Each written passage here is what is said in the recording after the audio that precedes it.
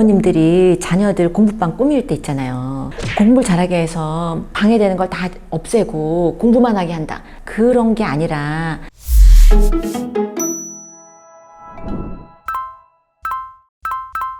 안녕하세요. 서울대학교 심리학과 한소은입니다. 마이크로소프트라던가 아마존, 애플 이런 회사들이 차고에서 시작된 거는 들어보셨죠? 사실 미국에서는 웬만하면 항상 차가 있어야 돼요. 그래서 집집마다 공간이 허락하는 한 차고가 있습니다. 동부보다는 서부가 공간이 더 있기 때문에 서부의 경우에 차고가 많죠. 굴지의 기업들이 왜 다 서부에서 나올까? 실리콘밸리나 샌프란시스코 다 그쪽에서 나오잖아요. 동부에는 차고가 없어서 그렇다. 이건 약간 농담처럼 그렇게 말할 정도예요. 근데 왜 차고가 이렇게 중요할까요? 차고가 어떻게 돼 있냐면은 이제 3면이 다 막혀 있고 그 다음에 한쪽이 뚫려 있죠. 동물 연구를 해도 동물들이 가장 좋아하는 곳이 어떤 곳이냐면 은신처가 될 수 있게 가려져 있지만 세상을 바라볼 수 있게 돼 있는 곳. 그러니까 이런 차고라는 게 막혀있기 때문에 내가 새로운 아이디어를 내고 창업할 수 있겠지만 또 이제 앞으로 큰 길로 뚫려있기 때문에 오픈됐다는 그런 개념도 있는 것 같습니다. 사실은 우리가 어디에 있느냐에 따라서 생각하는 방법이 바뀔 수가 있습니다. 우리가 넓은 공간에 있으면 좀 더 생각이 넓어진다 그래요. 그리고 밝은 불빛 아래 있으면 더 아이디어가 잘 떠오른다고 그렇게 말을 하고요. 그 다음에 우리가 좀 지저분한데 이런 데 있으면 사실 기분이 나빠지잖아요. 우리 생각이나 마음이나 뇌 작용이 뇌 안에서만 일어나는 게 아니거든요. 환경과 상호작용을 하면서 일어나는 거예요. 그렇기 때문에 어떤 환경에 있느냐가 우리의 생각과 마음과 아이디어 내는 것까지 다 결정을 하는 거거든요. 이모셔널 디자인이라는 책이 있는데요. UX 디자인의 대가라고 할 수 있는 러널드 놀만 교수님이 쓰신 건데 그 책의 첫 번째 장의 이름이 예쁜 물건이 성능도 좋다입니다. 아니 예쁜 건 예쁠 뿐이지 예쁜 게 성능이 좋을까? 이렇게 생각이 되시잖아요. 그런데 예쁜 물건이나 이렇게 아름다운 물건과 우리가 같이 있거나 그런 환경에 있을 때 더 정서적으로 긍정적이 되고 사고하는 게 더 넓어집니다. 그래서 한 가지 방법을 계속 되풀이하지 않고 또 뭐가 실수가 있을 때, 오류가 있을 때 그러니까 새로운 방법으로 더 잘 사용해 볼 수가 있습니다. 그렇기 때문에 예쁜 물건이 성능이 좋아지는 거예요. 갤럭시 쓰는 사람들이 아이폰 쓰는 사람들한테 예뻐서 아이폰 쓰는 게 말이 되냐 이런 말. 네, 그게 말이 되는 거고 예뻐서 쓰는 게 맞습니다.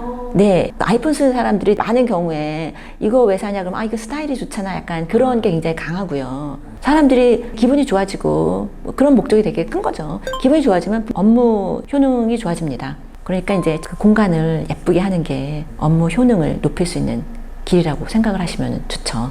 그냥 단순히 예쁜 게 아니라 오픈된 사고를 할 수 있게 하는 게 되게 중요하고요. 저희가 보면 부모님들이 자녀들 공부방 꾸밀 때 있잖아요. 그런데 공부를 잘하게 해서 다른 모든 방해되는 걸 다 없애고 공부만 하게 한다. 그런 게 아니라 이제 창문이 있어야 되고 환한 게 중요합니다. 환해야지도 아이디어가 많이 나오고 긍정적이라야지 공부를 잘할 수 있거든요. 자연광이 굉장히 중요하고요.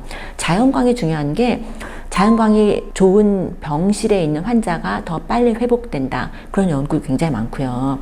근데 자연광이 좋은 데 있어야 공부가 더 잘 된다. 이런 연구도 있고 자연광이 전혀 없는 데 있으면 우울증이 생긴다. 이런 연구도 있습니다. 우울하면 당연히 집중도 안 되고 공부도 안 되죠.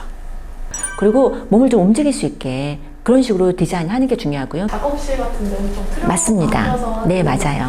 이미지가 있잖아요. 네, 맞습니다. 어떤 일을 하냐에 따라서 자기 혼자만 있는 공간이 필요할 때도 있잖아요. 많은 경우에 글을 쓰시는 분들은 나만의 공간을 원하시는 경우가 많잖아요. 그 아이디어를 새로 만들어내는 게 아니라 그 아이디어를 글로 풀어내는 동안에 또 이제 혼자 있는 시간이 필요할 수도 있고요. 다른 사람과의 소통이 없이 막힌 공간에서 혼자 해야 되는 일도 있잖아요.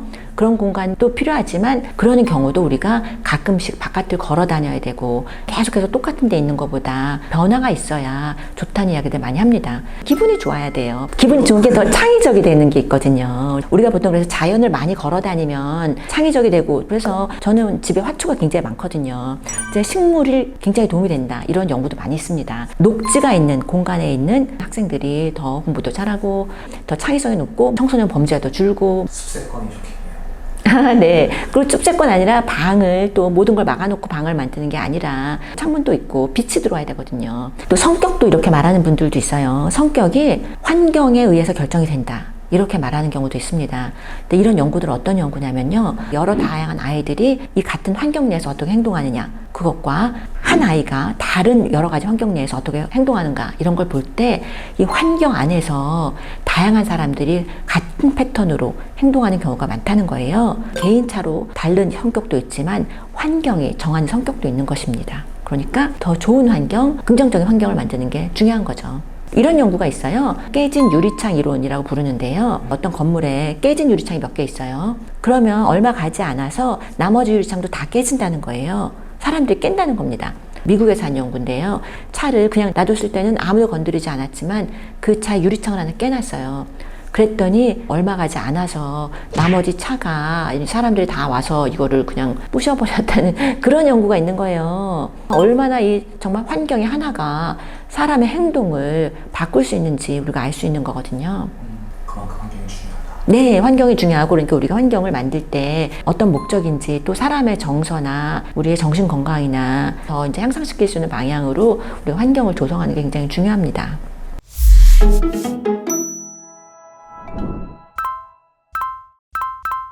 오늘은 환경에 대해서 어떤 환경이 우리의 마음을 결정하고 생각을 결정하는지 그런 이야기를 해봤습니다.